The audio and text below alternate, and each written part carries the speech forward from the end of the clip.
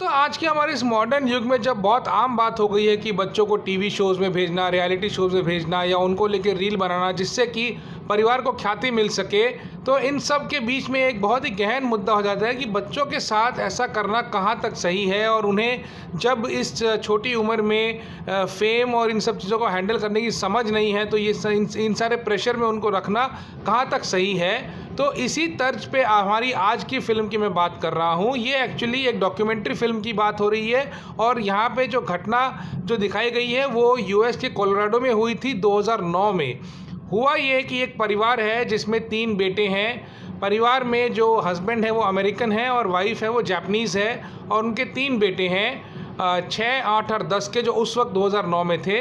तो उन्होंने घर पे ही एक फ्लाइंग सॉसर बनाया था। इस परिवार की आदत थी कि ये लोग घर पे कुछ ना कुछ साइंस एक्सपेरिमेंट्स करते रहते थे और एक दो बार पहले भी ये टीवी शोज़ वगैरह कर चुके हैं, ऐसी कुछ इनकी हिस्ट्री रही है।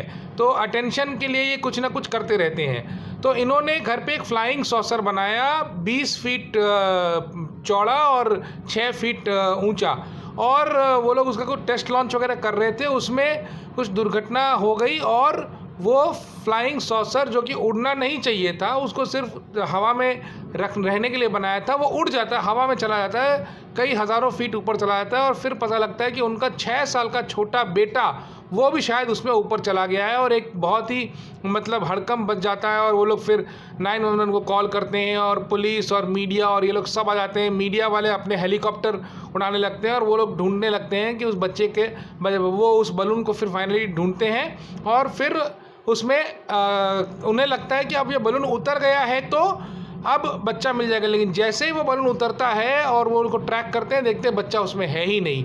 तो क्या इसके पीछे की कहानी है? क्या वो बच्चा उसमें था या नहीं था, या वो कहीं गिर गया? बीच में एक फ़ोटो भी आता है कि बलून से कुछ गिरा है एकदम हाइट पे, एकदम हज़ारों फीट की हाइट पे।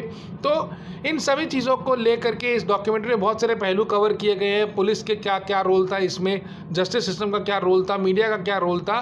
तो ये एक बहुत ही इंटरेस्टिंग डॉक्यूमेंट्री है जो आप देख सकते हैं नेटफ्लिक्स पे। इसका नाम है ट्रेन wreck बलून बॉय।